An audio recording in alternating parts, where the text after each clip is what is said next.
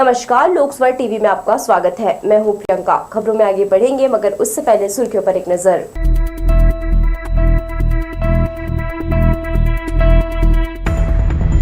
Sonography machine खराब होने से मरीजों की बढ़ी परेशानी। सिम्स की लचर व्यवस्था से मार्च तक वेटिंग। पेड़ खत्म करने की साजिश रचने वालों की तलाश। वन विभाग ने जांच और आरोपियों को पकड़ने लगाया अमला। जेके कॉलेज ने मनाया विज्ञान दिवस। रमन इफेक्ट का असर और स्वदेशी तकनीक पर हुई चर्चा। और अयोध्या के लिए दुर्ग से रवाना हुई 5वीं आस्था स्पेशल।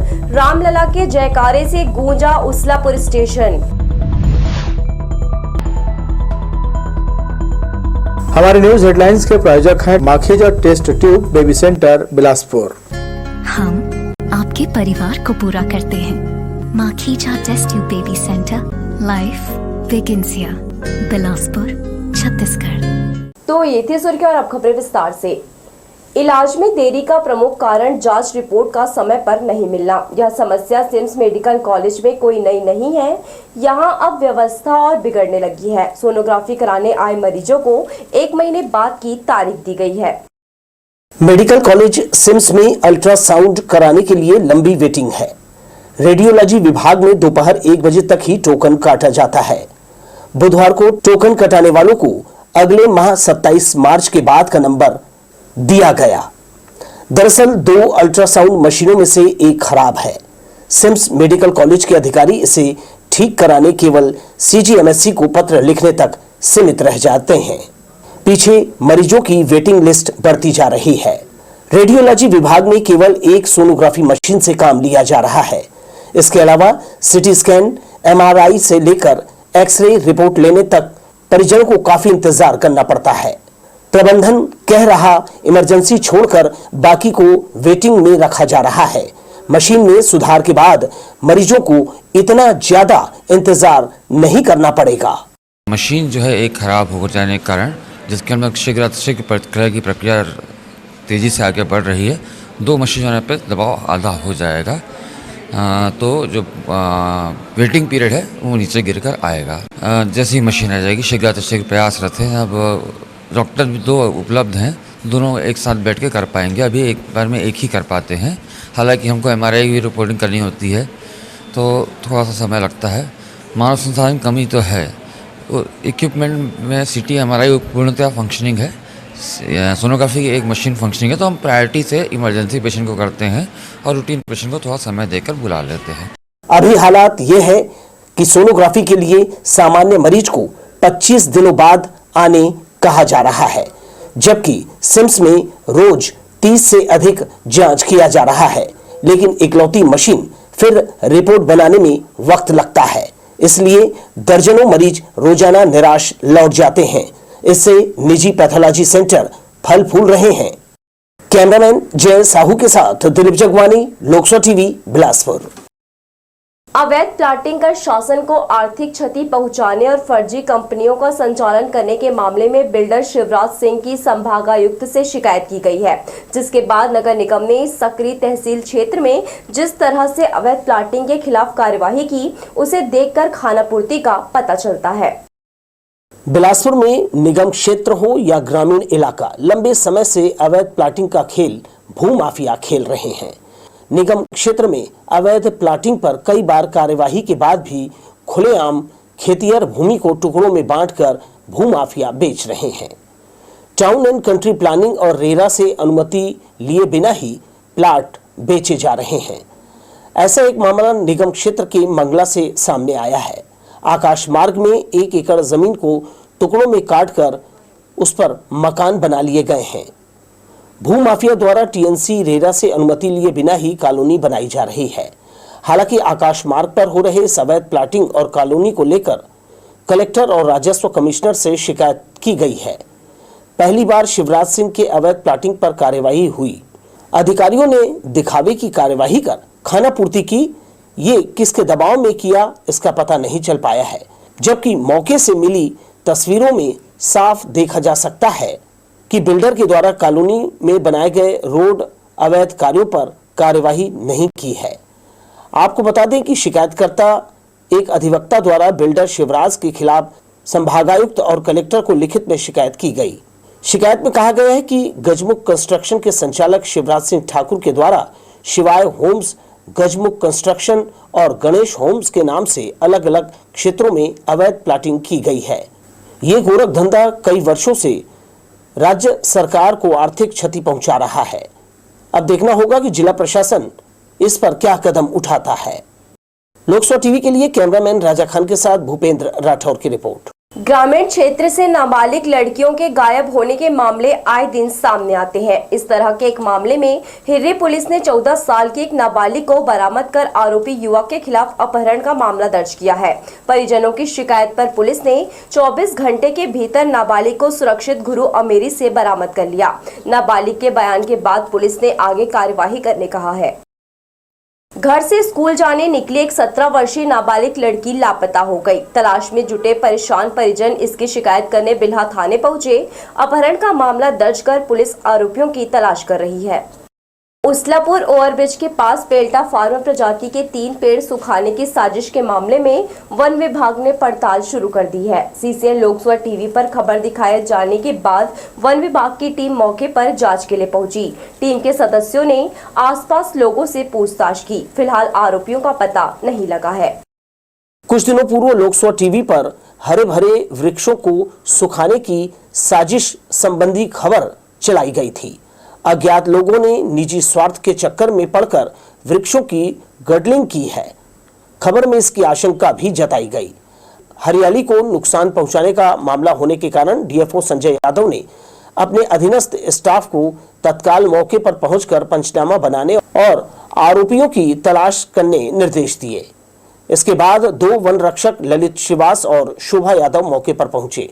जांच के दौरान उन्होंने भी ये पाया कि गडलिंग की गई है और ऐसा करने से पेड़ सूख जाते हैं, जिसके बाद उनका बच पाना मुश्किल है। विभागीय अमले की इस जांच से आसपास हड़कंप मच गया। जांच के दौरान वन अमले ने पूछताछ की तो बात सामने आई कि 1 या 2 दिन पहले ही गडलिंग की गई है। विभाग ने 2 पेड़ों को गडलिंग किए गए स्थान पर बोरा लपेटकर उसे बचाने की कोशिश की है। आशंका जताई जा रही है कि दिन के उजाले में नहीं बल्कि पेड़ों को सुखाने का काम रात या तड़के में किया गया है। हालांकि ये किसकी साजिश है ये तो स्पष्ट नहीं हुआ है, लेकिन वन विभाग का मानना है कि अपराधी जल्दी पकड़ में आ जाएंगे। इसके बाद प्रकरण न्यायालय में प्रस्तुत किया जाएगा। यह वृक्ष बिलासपुर के पूर्व सांसद स्वर्गीय निरंजन केशरवानी के पुत्र कमलेश्वर केशरवानी की जमीन के ठीक सामने है। जांच के दौरान विभाग को इस साजिश के लिए उन पर संदेह है। जमीन के सामने ये वृक्ष अड़ंगा है। इसी संदेह के आधार पर जांच दल ने पूर्व सांसद के पुत्र से बात की है। हालांकि वे मामले की जानकारी नहीं होने की बात कह रहे हैं, लेकिन विभाग इससे संतुष्ट नहीं है। यही वजह है कि पूछताछ कर बयान दर्ज करने के लिए उन्हें बुलाया है। लोकसभा टीवी के लिए कैमरामैन राजा खान के साथ भूपेंद्र राठौर की रिपोर्ट। बोरसरा खार में अधेड़ की फांसी के फंदे पर लटकी लाश मिली है। पुलिस के अनुसार मृतक परमानंद श्रीवास घर से बिना बताए चला गया था। बाद में पेड़ पर झूलती उसकी लाश पाई गई। हिर्री पुलिस ने मौके का मुआयना किया और पोस्टमार्टम के लिए लाश अस्पताल भिजवा दिया। परिजनों का बयान दर्ज कर आत्महत्या के कारणों का पता लगाया जा रहा है। राजीव गांधी चौक के पास बनाए डिवाइडर से टकराकर फिर एक व्यक्ति दुर्घटना का शिकार हो गया। फ्लाईओवर ब्रिज से उतरते वक्त यह ब्लैक स्पॉट जानलेवा साबित हो रहा है। दरअसल एसबीआर कॉलेज के ठीक सामने बनाए गए डिवाइडर की वजह से आए दिन हादसे हो रहे हैं। मंगलवार देर शाम बारिश हो रही थी। इस दौरान कार सवार रायपुर की ओर से आ रहा था।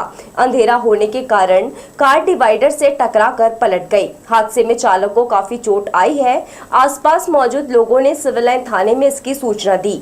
मौके पर पहुंची पुलिस ने दुर्घटनाग्रस्त कार को रास्ते से हटाया। इस दौरान सड़क पर काफी देर तक जाम लगा रहा। जेके इंजीनियरिंग कॉलेज के स्टूडेंट ने जन उपयोगी मॉडल बनाकर अपनी कल्पनाशीलता का परिचय दिया। राष्ट्रीय विज्ञान दिवस पर कॉलेज में रमन इफेक्ट और स्वदेशी तकनीक पर सार्थक चर्चा हुई। महान भारतीय वैज्ञानिक डॉक्टर सीवी रमन की ओर से विज्ञान जगत को दिए गए अनुपम उपहार रमन इफेक्ट को समर्पित विज्ञान दिवस पर जेके इंस्टीट्यूट ऑफ इंजीनियरिंग कॉलेज में बड़ा आयोजन किया गया। यहाँ पढ़ने वाले सभी स्टूडेंट ने कॉलेज प्रबंधन के मार्गदर्शन में इनोवेशन मॉडल बनाए। इस वर्ष विज्ञान दिवस का थीम था विकसित भारत के लिए स्वदेशी तकनीक। इस पर आधारित युवा स्टूडेंट द्वारा बनाए मॉडल की प्रशंसा करते हुए प्रोफेसर MS खोखर ने कहा, रमन प्रभाव का आज पूरी दुनिया में इस्तेमाल किया जा रहा है। भारतीय विज्ञान तब भी इतना समृद्ध था जितना इसे हम नए रूप में आज देख रहे हैं। प्रोफेसर खोखर के साथ अवलोकन करते हुए JK ग्रुप ऑफ इंस्टीट्यूशन के चेयरमैन इंजीनियर K खान ने कहा, रमन इफेक्ट को साबित करने में 7 साल लगे, तब से इसकी उपयोगिता लगातार बढ़ती जा रही है। मौजूदा उन्नत विज्ञान और तकनीक भारतीय देन है। उन्होंने इनोवेशन मॉडल के लिए स्टूडेंट की तारीफ कर उनका हौसला बढ़ाया। इसको मनाने का निरंतर जो आइडिया है वो ये है कि जो विद्यार्थी हैं उनको हम अवेयरनेस पैदा करें उनके अंदर, क्योंकि हमारा ये भारतवर्ष का एक इतिहास है। यहाँ से कई नोबेल लॉरेट्स पैदा हुए हैं जिनको नोबेल पुरस्कार मिला है, किसी को साहित्य के क्षेत्र में मिला है, किसी को फिजिक्स के क्षेत्र में मिला है, किसी को मेडिकल साइंस के क्षेत्र में मिला है। तो आखिर जिन परिस्थितियों में उन्हें नोबेल पुरस्कार मिला और उन्होंने नई खोज की, उसी को हम चाहते हैं कि अपने दैनिक जीवन में अपने विद्यार्थियों को कि मन मस्तिष्क के अंदर इस बात को हम डालें ताकि वो भी इसी प्रकार का कोई शोध करें और आगे चल के वो भी रमन बने, वो भी आपके बोस बने। ऑक्सफोर्ड से कलकत्ता वापस आ रही थी शिप में, भूमध्य सागर का पानी नीला दिखाई दिया, डर गए, क्वेश्चन मार्क हो गया कि नॉट पॉसिबल, पानी तो नीला हो ही नहीं सकता। जरूर प्रकाश का कोई ना कोई करामात या योगदान है। बस ये क्लू मिल गया। 7 साल लगाने के बाद 1921 12 अप्रैल 1921 की घटना थी। कलकत्ता के IACS पर प्रोफेसर थे, इसी खोज में लग गए और 7 साल बाद जाकर के आज के दिन उन्होंने सारी दुनिया को रमन इफेक्ट और रमन प्रभाव के बारे में बतलाया। 2000 से ज़्यादा रासायनिक युगों की आंतरिक संरचना का निर्धारण इनके इस रमन इफेक्ट के कारण हो पाया। इस दिन का मुख्य उद्देश्य सार्थक करने सभी कॉलेज के प्रोफेसर ने स्टूडेंट को विज्ञान के प्रति प्रेरित किया और उनके बनाए मॉडल के जरिए जनमानस को वैज्ञानिक उपलब्धियों के प्रति सजग बनाया। सिद्दीकी, असिस्टेंट प्रोफेसर हूँ केमिस्ट्री डिपार्टमेंट में फ्रॉम JKIE इंस्टीट्यूट। यहाँ पर हमारे यहाँ साइंस डे सेलिब्रेट हो रहा है। साइंस डे जैसे कि हम जानते हैं कि डॉक्टर CV रमन को नोबेल प्राइज़ मिला था इस दिन, इसलिए सेलिब्रेट करते हैं हम। ये 1928 में उनको CV रमन को नोबेल प्राइज़ मिला था और हमारे इंडिया में साइंस डे जो है वो 28 फरवरी 1987 से स्टार्ट हुआ है मनाना और हमारे कॉलेज में मनाया जाता है, तकरीबन हर साल मनाया जाता है। इसमें हमारे कॉलेज के सभी बच्चे, सारे स्टूडेंट्स जो पार्टिसिपेट करते हैं, पोस्टर्स बनाते हैं, मॉडल बनाते हैं। और आज भी इस बार की थीम जो साइंस डे की आई है वो है इंडिजीनियस टेक्नोलॉजी फॉर विकसित भारत। तो इस पर हमने काम किया है। एक साइड हमने अपना प्राचीन भारत को दिखाने की कोशिश की है और एक साइड जो है विकसित भारत को दिखाने की कोशिश की है और इसमें बहुत सारे मॉडल बने हैं जिसको जजेस जो है वो जज कर रहे हैं और इसका रिजल्ट निकलेगा। हमारे यहाँ अभी JK इंजीनियरिंग कॉलेज में हमारा जो JK ग्रुप ऑफ इंस्टीट्यूशन है, तो पूरे ग्रुप का मतलब कि फार्मेसी है, नर्सिंग है, B.Ed है, D.Ed है, ये सारे ही लोगों ने, बच्चों ने मिलकर यहाँ पर हमारे director doctor Ashish Singh sir, उनकी हेल्प से यहाँ पर ये ऑर्गेनाइज़ किया है। नेशनल साइंस सेलिब्रेट कर रहे हैं। इसमें सभी बच्चों को काफ़ी सपोर्टिव है, सभी ने बहुत अच्छे मॉडल्स और पोस्टर्स बनाए हैं जिनको जज करने के लिए हमारे यहाँ बहुत सारे अदर कॉलेज से, गवर्नमेंट कॉलेज से सारे जजेस आए हुए हैं, तो उसी को यहाँ पर ऑर्गेनाइज़ किया जा रहा है। एशिया के पहले नोबेल पुरस्कार विजेता भारतीय वैज्ञानिक डॉक्टर CV रमन से प्रेरित ये आयोजन JK इंजीनियरिंग कॉलेज के स्टूडेंट में नया जोश भर गया। Today we are presenting a model of sustainable development. We are a student of D.Ed first year. Our model are sustainable development. Sustainable development किस तरह से होता है और आजकल इसके क्या प्रॉफिट्स हो रहे हैं जिसके द्वारा हम अभी जो यूज़ करते हैं और बाद में हमारे फ्यूचर में भी वो चीज़ें यूज़ की जा सके, फ्यूचर को बताते हुए वर्तमान आवश्यकताओं को पूरा करना, इसके बारे में हमने आज अपने मॉडल में दिखाया गया है कि किस तरह से हम अभी जो यूज़ कर रहे हैं उसको वर्तमान की आवश्यकताओं को देखकर भविष्य में भी उसे बनाए रख सकते हैं। ये वाटर व्हील के ऊपर है बना हुआ है और इसको हम वेस्ट ऑफ वाटर के ऊपर हम यूज़ कर रहे हैं। जब ये एनर्जी स्टोरेज भी होता है, जब हम इसको घुमाएंगे तो ये एनर्जी स्टोर होता है और यहाँ बैटरी लगा हुआ है, स्टोरेज किया गया है और ये स्पाइरल ट्यूब लगा हुआ है जिसके थ्रू हम एग्रीकल्चर पे और पानी के थ्रू हम भेजा जाएगा। और वाटर को हम वेस्ट ना करते हुए उपयोग कर सकते हैं। विज्ञान दिवस पर हुए आयोजन में स्वदेशी तकनीक का भरपूर इस्तेमाल किया गया, जिससे सभी बेहद उत्साहित दिखे। पैनल में शामिल सदस्यों ने परखने के बाद उत्कृष्ट और जन उपयोगी मॉडल के पुरस्कार की घोषणा की। कैमरामैन जय साहू के साथ दिलीप जगवानी, लोकसो टीवी, बिलासपुर। बीमारी और दूसरे कारणों से बहुत से प्रिंसिपल को बोर्ड परीक्षा से मुक्त कर उनके स्थान पर सीनियर लेक्चरर को केंद्राध्यक्ष बनाया गया है। यह जानकारी देते हुए जिला शिक्षा अधिकारी टीआर साहू ने कहा, जिले में बनाए गए 129 में से कोई भी परीक्षा केंद्र संवेदनशील नहीं है। जिले में 10वीं 12वीं बोर्ड परीक्षा में 42,500 से ज्यादा विद्यार्थी शामिल होंगे। नकल रोकने 6 उड़नदस्ता दल तैयार किया गया है, जो परीक्षा केंद्रों का औचक निरीक्षण करेंगे। सभी स्थानों में तैयारी पूरी कर ली गई है। हमारे पूरे जिले में 129 परीक्षा केंद्र हैं, जिसमें कक्षा 10वीं में 16,689 बच्चे बैठ रहे हैं और उसी प्रकार से 12वीं में लगभग 22,679 छात्र छात्राएं परीक्षा देने के लिए तैयार हैं और इनकी किसी प्रकार की नकल ना हो, अव्यवस्था ना हो, ऐसा करके सभी 129 परीक्षा केंद्रों में कोशिश किए हैं कि प्राचार्य लोगों की ही ड्यूटी लगा दें। फिर भी से कुछ प्राचार्य कभी अस्वस्थ हो गए, किसी प्रकार का एक्सीडेंट में हाथ पैर कुछ ये हो प्रॉब्लम हो गया, तो उनके जगह में कुछ सीनियर लेक्चरर लोगों की भी ड्यूटी लगाए हैं। नए राशन कार्ड का जिले में 1 मार्च से वितरण किया जाएगा। खाद्य विभाग ने इसकी तैयारी पूरी कर ली है। सभी जनपद, निगम क्षेत्र, नगर पालिका और पंचायतों में नवीनीकरण किए 3 लाख राशन कार्ड हितग्राहियों को बांटे जाएंगे। जिले में 5,38,000 से ज्यादा राशन कार्ड हैं। इनमें आज की तारीख में 4,59,843 कार्डों का नवीनीकरण किया गया है, यानी राशन कार्ड के 85% का नवीनीकरण पूरा कर लिया गया है। राज्य सरकार ने बचे हुए हितग्राहियों को मौका देते हुए आगामी 15 मार्च तक नवीनीकरण की तारीख बढ़ा दी है। इसके साथ ही अब नए राशन कार्ड के मुख्य पृष्ठ पर प्रधानमंत्री नरेंद्र मोदी, सीएम विष्णुदेव साय और खाद्य मंत्री दयालदास बघेल की तस्वीर अंकित की गई है। पुरानी सरकार की तुलना में कार्ड के रंगों में भी बदलाव किया है।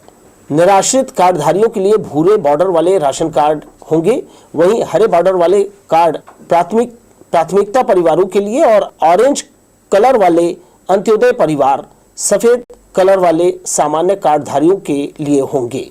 कार्ड में one nation one ration card, e POS machine, लोक सेवा गारंटी 2011, प्रधानमंत्री गरीब कल्याण योजना, फोर्टिफाइड चावल शिकायत एवं निवारण संबंधी जानकारी शामिल है। खाद्य नियंत्रक अनुराग भदौरिया ने बताया कि राशन कार्ड नवीनीकरण अभियान तेजी से चलाया जा रहा है। उन्होंने बताया कि कार्यालय में पीडीएफ की छपाई का काम निरंतर जारी है। अलग अलग जनपद, गांव के अनुसार पीडीएफ निकाला जा रहा है। इसके साथ ही नगरीय निकाय क्षेत्र में कार्ड भेज दिए गए हैं।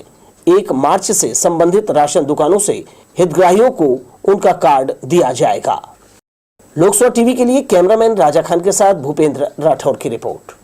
बढ़ेंगे हम खबरों की ओर, मगर इससे पहले सुर्खियों पर एक नजर।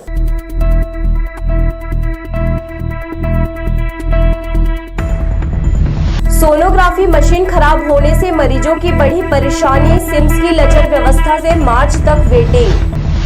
पेड़ खत्म करने की साजिश रचने वालों की तलाश, वन विभाग ने जांच और आरोपियों को पकड़ने लगाया अमला। जेके कॉलेज ने मनाया विज्ञान दिवस, रमन इफेक्ट का असर और स्वदेशी तकनीक पर हुई चर्चा।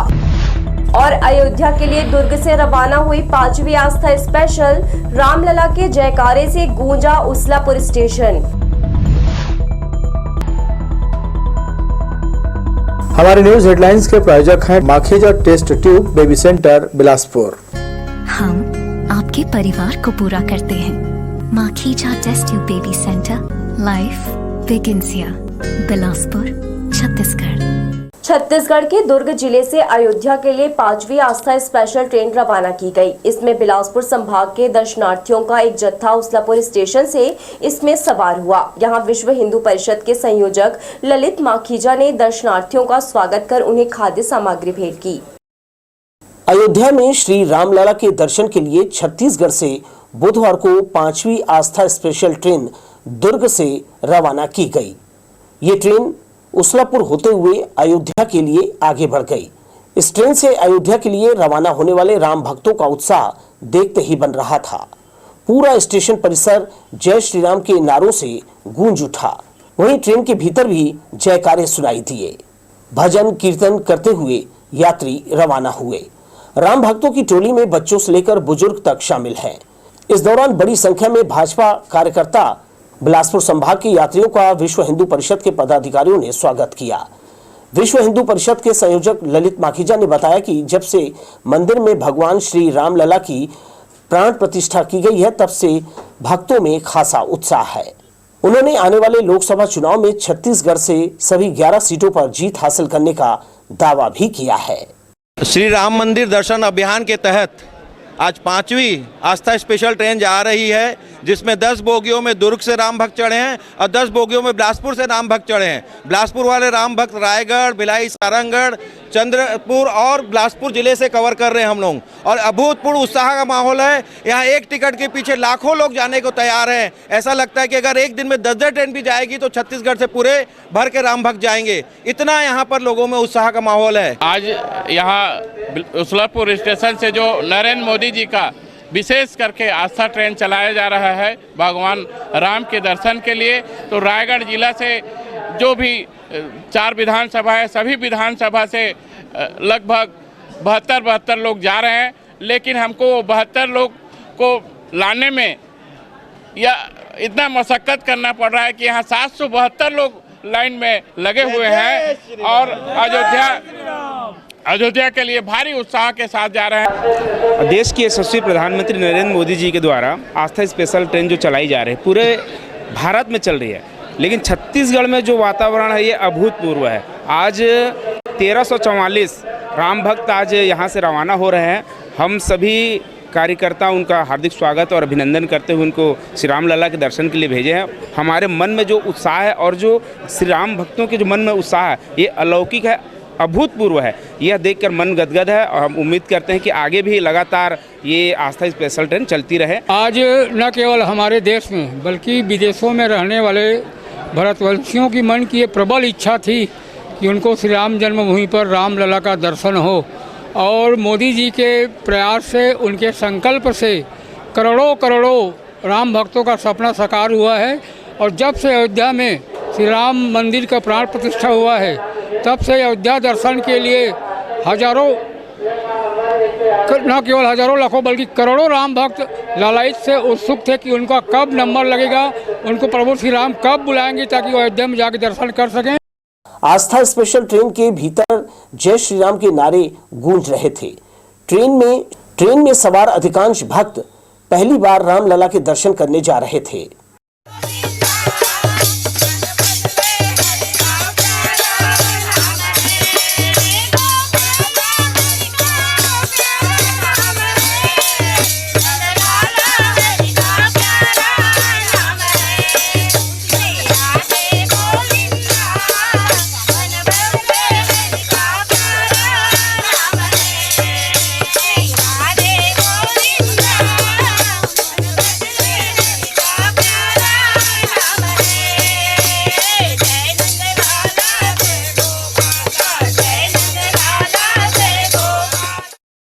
अयोध्या में भव्य राम मंदिर के दर्शन को लेकर उनका कहना है कि इसके लिए सनातनियों ने लंबा संघर्ष किया है, जिसके बाद सुखद क्षण आया है। इस ट्रेन में 20 बोगियां लगाई गई है, जिसमें एक विधानसभा क्षेत्र के 72 लोगों के बैठने की व्यवस्था की गई है। सभी बोगियों में सुरक्षा के लिए आरपीएफ के जवान तैनात किए गए हैं। लोकस्वर टीवी के लिए कैमरामैन राजा खान के साथ भूपेंद्र राठौर की रिपोर्ट। मंगलवार शाम हुई तेज बारिश से शहर के चौक चौराहे जलमग्न हो गए। इसके चलते लोगों को आवागमन में दिक्कतों का सामना करना पड़ा। पुराना बस स्टैंड में हमेशा की तरह जल भराव की समस्या उत्पन्न हुई। जल निकासी के लिए बस स्टैंड मुख्य मार्ग में बनाया नाला बेकार साबित हुआ। बेमौसम बारिश से ये हाल है तो कल्पना कीजिए भारी बारिश होती है तो इस इलाके की स्थिति कैसी होगी, समझा जा सकता है। अचानक आए आंधी तूफान के कारण शहर में बिजली की आपूर्ति ठप हो गई। इस दौरान कुछ इलाकों में 3 घंटे तक बिजली बंद रही। इससे पहले बारिश और तेज हवाओं से बार बार बिजली गुल होती रही। हवा से उड़ती धूल और पानी की बौछार का राह चलते लोगों को सामना करना पड़ा। करीब 1 घंटे तक शहर में ब्लैकआउट रहा। मौसम के बिगड़े मिजाज को देखते हुए बिजली विभाग ने कुछ देर के लिए सब स्टेशन से विद्युत आपूर्ति बंद कर दी। परेशान लोगों को अधिकारी बार बार मेन लाइन में आई खराबी से आपूर्ति बाधित होने की जानकारी देते रहे। तो ये थी हमारी लोकसभा टीवी की तमाम खबरें। अगले बुलेटिन में आपसे फिर होगी मुलाकात। तब तक के लिए पूरी टीम के साथ प्रियंका को दीजिए इजाजत। नमस्कार।